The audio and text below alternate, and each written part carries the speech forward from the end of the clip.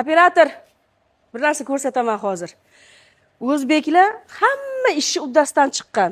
Tomda bedana boqqani ko'rdik, qulpini yetishtirganini ko'rdik, tovuq boqqani ko'rdik, lekin bugungi ko'rsatadigan narsamiz juda antiqa, yuringlar.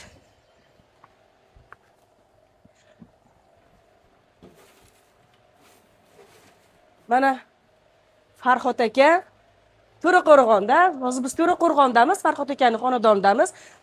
Farhod aka yo'q imkoniyatdan sharoit qilib tomda qo'y boqyaptilar. Farhod aka hormang. Bu g'oya qayerdan kelib qoldi sizga? Bu g'oya endi sharoitdan kelib chiqib, uyimizda bu joy yo'qligi uchun tomga shuni joyladik. Nechta qo'yingiz bor? Hozircha 12 ta. Qiyin emasmi boqish? Issiq Yo'q. emasmi? Biznikilarda arabda o'zbekchilikda hidi bu yomon bo'lib ketadi deydi, boshqa bo'ladi. Qanaqa buni sharoiti? Hidlari mana ventilyatsiyalar qilib qo'yganmiz.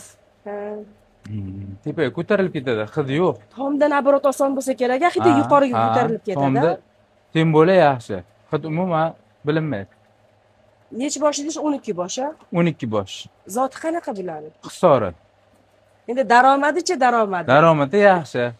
Mayli. Tavsiya qilaman. Aytmay qo'ying daromadini. Doim video qilsam daromadini aytmang deyshadi-da, muxlislar ko'rgan. Chunki soliq keladi, boshqa keladi deydi. Xudo xolasa biz syomka qilgan, reportaj qilgan yo'nalishlarda soliq kelmaydi. Xotirjam bo'linglar.